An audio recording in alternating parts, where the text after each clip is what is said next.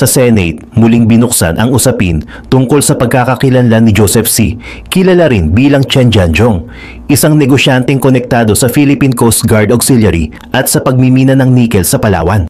Mula sa plenaryo, umalingaw-ngaw ang tanong, have you tried to trace the roots of this Chen Jianzhong? Kasunod nito, ang hamon na nagbubukas ng mas malaking pangamba. How many more Joseph C's? How many more Alice Go? Pagkatapos ng privilege speech ng distinguished lady, humiling ang minority leader na makapagtanong ng isa o dalawang katanungan.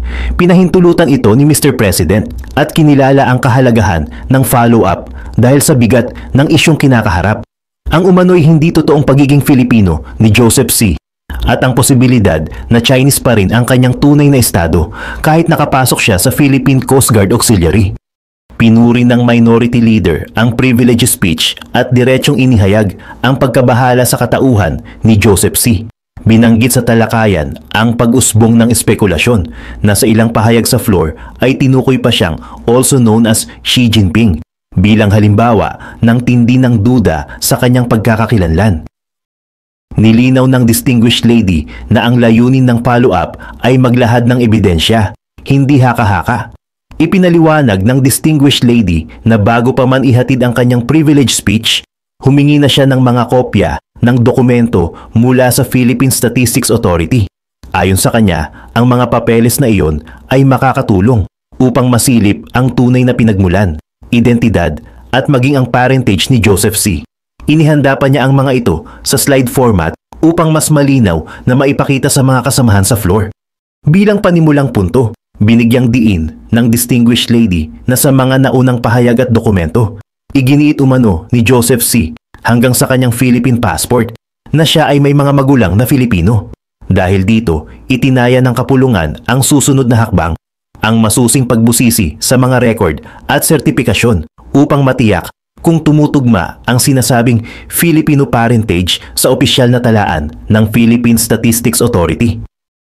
Sa pagpapatuloy ng presentasyon, inilatag ng distinguished lady ang kopya ng Certificate of Live Birth ni Joseph C. Dito, nakasaad na ang kanyang ina ay si Aida Samson Ke na tinukoy bilang isang Filipino. Ilang linya sa ibaba, nakasulat naman ang pangalan ng kanyang ama, si Emilio Toledo C. na tinukoy ding isang Filipino. May nakasaad pa na date and place of marriage ng kanyang mga magulang, June 1964 sa Balanga, Bataan. Ngunit matapos ipakita ang dokumentong ito, agad ding itinampok ng distinguished lady ang affidavit para sa delayed registration of birth. Sa papeles na ito, nakasaad na ipinanganak umano si Joseph C. noong October 10, 1966. Ngunit ang petsa ng pagkakalabas ng affidavit ay malinaw. May 25, 2007, 41 taon matapos ang sinasabing kapanganakan. Binigyang diin ng distinguished lady ang kahulugan nito. Mahigit 4 na dekada nang namuhay si Joseph C. sa Pilipinas bago siya kumuha ng Affidavit of Acknowledgement of Paternity at Affidavit para sa delayed registration of birth. Sa huling bahagi ng presentasyon, inilabas ang certification mula sa Philippine Statistics Authority. Dito, pinasinungalingan mismo ng PSA ang mga detalye sa birth certificate ni Joseph C. Negatibo ang resulta ng verification sa pangalan ni Aida Samson Ke. Walang record of birth, walang record of death, at walang record ng kasal. Gayun din, negatibo rin ang resulta para kay Emilio Toledo C. Walang record of birth at walang record of death, pati ang umano'y kasal ng dalawa noong 1964 ay hindi rin matatagpuan sa database ng PSA. Sa madaling sabi, ayon sa Philippine Statistics Authority, hindi umiiral sa mga opisyal na tala ang mga individual na pinangalanan ni Joseph C. bilang kanyang mga magulang. Matapos ang pagpapakita ng mga dokumento, tinalakay ng distinguished lady ang background ni Joseph C. bilang isang negosyante. Sa mga record, lumilitaw na siya ay sangkot sa industriya ng nickel mining sa Palawan, partikular sa mga lugar kung saan may malalaking operasyon ng pagmimina. Ipinakita rin ang impormasyon na nag-uugnay kay Joseph C. sa Philippine Coast Guard Auxiliary. Ang kanyang pagkakabilang sa organisasyong ito ay nagdulot ng matinding pangamba dahil ito ay isang auxiliary force na kaugnay ng seguridad at maritime operations ng bansa. Ang tanong, paano nakapasok ang isang individual na may questionableng pagkakakilanlan sa ganitong sensitibong institusyon? Bukod dito, lumitaw din ang koneksyon ni Joseph C. sa ilang negosyo sa China. Ang mga dokumentong hawak ng distinguished lady ay nagpapakita ng mga transaksyon at kumpanyang nakarehistro sa labas ng bansa na nagpapahiwatig ng lawak ng kanyang network. Dito pumasok ang mas malalim na issue. Kung hindi mapapatunayang totoo ang pagiging Filipino ni Joseph C. at kung lumalabas na siya ay nananatiling Chinese national, nangangahulugan itong may dayuhan na may access sa sensitibong sektor sa Pilipinas, mula sa pagmimina hanggang sa auxiliary forces ng Coast Guard. Binigyang diin ng distinguished lady na hindi simpleng issue ng citizenship ang nakataya, kundi usapin ng national security. Ang presensya ni Joseph C. sa loob ng mga estrukturang ito ay nagbubukas ng pangamba. Gaano kalawak na ba ang impluensya ng mga banyaga sa mga kritikal na operasyon at yaman ng bansa? Sa pagpapatuloy ng deliberasyon, muling nagtanong ang minority leader. Anya, malinaw at kapuri-puri ang privilege speech ng distinguished lady, ngunit nais niyang humingi ng dagdag na paliwanag ukol sa mga record na nakuha mula sa Philippine Statistics Authority. Sumagot ang distinguished lady na bago pa man siya magsalita sa plenaryo, humingi na siya ng mga dokumento mula mismo sa PSA upang masuri ang tunay na pinagmulan, pagkakakilanlan at sinasabing mga magulang ni Joseph C. Ngayon ay hawak na niya ang mga kopya at handa na itong ipakita sa pamamagitan ng mga slide presentation.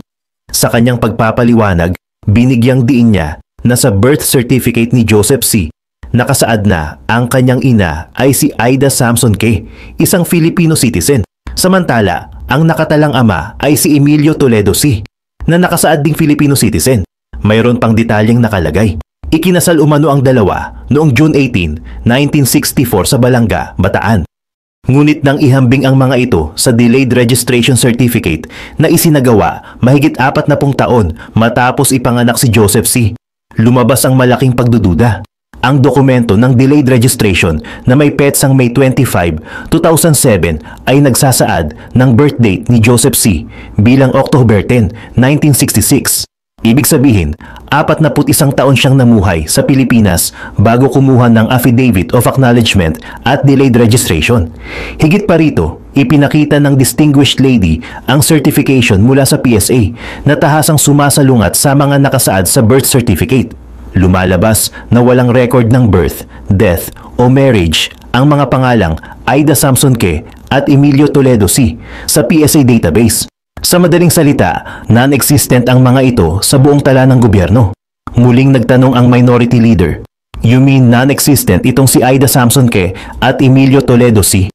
Agad namang tumugon ang distinguished lady na tama iyon at binigyang diin na wala ni isang patunay na nagkaroon ng ganoong mga tao sa Pilipinas. Matapos ang usapin tungkol sa mga peking dokumento at non-existent na mga magulang, lumipat ang diskusyon sa mga negosyo ni Joseph C. sa Pilipinas. Ipinaliwanag ng distinguished lady na si Joseph C. ay kilala bilang isang businessman na unang nakilala sa sektor ng pagmimina.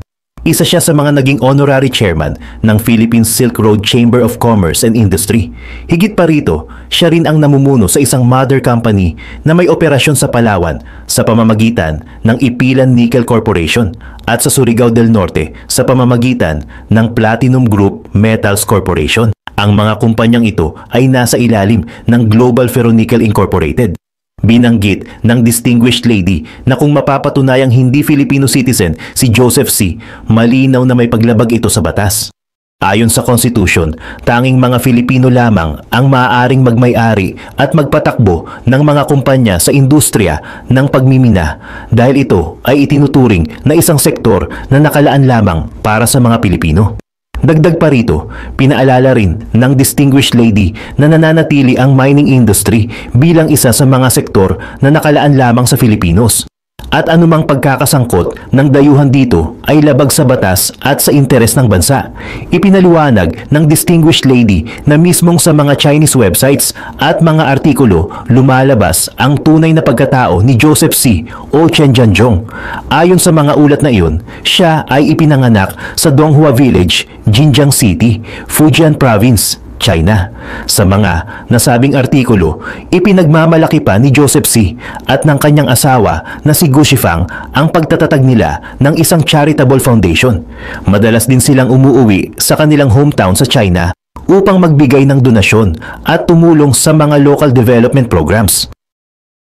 Ang mga detalyang ito ay nagpapakita na bagamat nagpanggap si Joseph C. bilang isang Filipino sa kanyang mga dokumento dito sa Pilipinas, nanatili pa rin siyang kinikilala bilang Chinese national sa kanilang sariling bansa. Dito, mas lalong lumalim ang pangamba ng ilang senador. Paano nakapasok sa isang sensitibong organisasyon tulad ng Philippine Coast Guard Auxiliary ang isang individual na malinaw na hindi Filipino? Sa panahong tumitindi ang tensyon sa pagitan ng Pilipinas at China, ito ay nagdadala ng seryosong usapin ng seguridad pambansa. Matapos ilatag ang mga ebidensya, diretsahang tinanong ng distinguished lady kung sino ang dapat managot sa anomalya.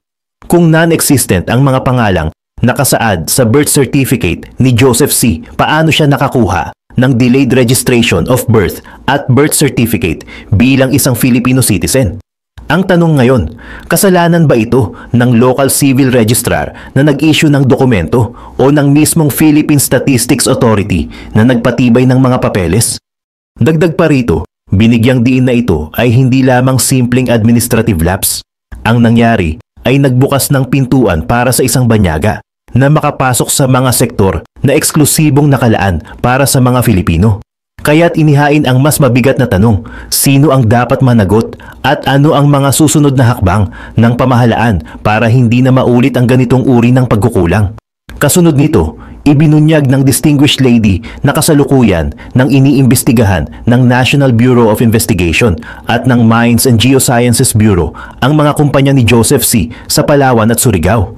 Sa Palawan, partikular na tinukoy ang operasyon ng Ipilan Nickel Corporation sa bayan ng Brooks Point na dati nang nakaranas ng kanselasyon ng Environmental Compliance Certificate noong panahon ni dating DENR Secretary Gina Lopez. Isa sa mga pangunahing isyong ibinabato laban sa kumpanya ay ang matinding siltation at polusyon na dulot ng kanilang pagmimina.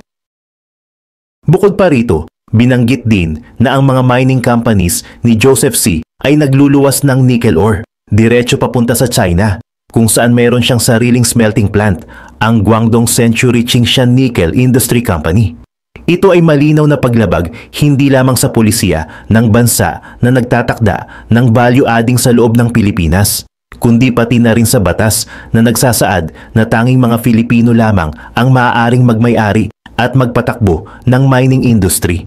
Sa puntong ito, binigyang diin ng distinguished lady na dapat i-review ang lahat ng Mineral Production Sharing Agreements, MPSA, ng mga kumpanyang hawak ni Joseph C. upang matukoy kung may direktang paglabag sa nationality requirements at kung paano siya nakalusot sa regulasyon. Sa pagpapatuloy, tinalakay kung anong mga susunod na hakbang ang maaari pang gawin ng pamahalaan. Binanggit na kasalukuyang nakikipag-ugnayan ang Bureau of Immigration sa iba pang investigative agencies upang tukuyin ang lahat ng posibleng pananagutan ni Joseph C. sa ilalim ng batas. Kasabay nito, patuloy ding sinusuri ng Mines and Geosciences Bureau ang mga operasyon ng kanyang mga kumpanya sa iba't ibang lugar ng bansa. Layunin nitong matukoy hindi lamang ang mga ilegal na proseso, kundi pati na rin ang pinsalang idinudulot ng pagmimina sa kalikasan at sa mga komunidad. Dagdag pa rito, iminungkahi rin na dapat makialam ang Department of Trade and Industry dahil ang mining industry ay isang key sector na nakalaan lamang para sa pagmamay-ari at pagkontrol ng mga Filipino at ng pamahalaan. Sa kabuuan, ang naging sentro ng usapan ay hindi lamang ang peking pagkakakilanlan ni Joseph C., kundi ang mas malalim na usapin ng pambansang seguridad at ang panganib ng banyagang impluensya sa mga critical industries ng bansa. Pagkatapos ng mahabang diskusyon, kinuha naman ng senador mula Palawan, Senator Erwin Tulfo, ang pagkakataon upang magtanong. Una niyang inusisa kung saan eksaktong matatagpuan ang operasyon ng Ipilan Nickel Corporation sa Palawan. Ipinaliwanag na ang kumpanya ay nakabase at nag-ooperate sa bayan ng Brooks Point, nakalapit lamang ng bayan ng Nara. Pangalawang tanong ni Senator Tulfo, Bakit tinatawag ang kaso ni Joseph C. bilang Alice Go 2.0? Ano ang pagkakatulad? Dito, ipinaliwanag ng distinguished lady na unang binigyang pansin ng media ang isyong ito nang ma-intercept si Joseph C. ng Bureau of Immigration dahil sa kanyang mga kadudadudang travel at citizenship documents. Ang tanong ng media, ito ba ay isang bagong kaso ng Alice Go? Katulad ni Alice Go, napag-alaman na ang citizenship na inangkin ni Joseph C. ay hindi matibay. Ang kanyang sinasabing mga magulang ay napatunayang non-existent base sa certification ng Philippine Statistics Authority.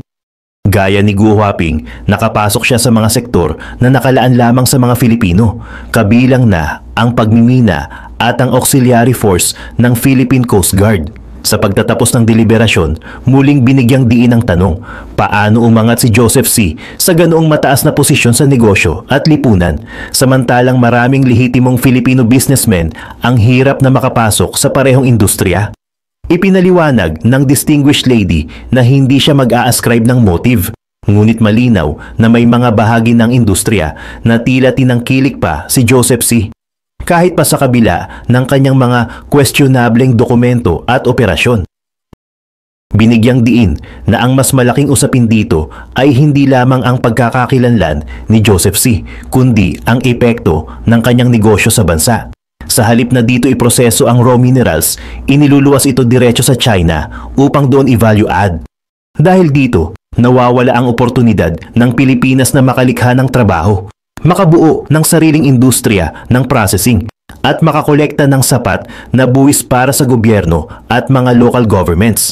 Dagdag pa, higit na apektado ang mga komunidad, lalo na ang mga indigenous peoples na naninirahan sa mga ancestral domains na pinaka-mineralized na lupain sa bansa. Ang pagmimina ni Joseph C. ay nagdudulot ng polusyon at pagkasira ng kalikasan na mag-iiwan ng pangmatagalang pinsala. Sa huli, ipinunto na kung ang lahat ng ito ay gagawin ng tama, sa paraang sustainable, environmentally friendly at nakikinabang ang mamamayan, hindi babagsak ang mining industry ng bansa.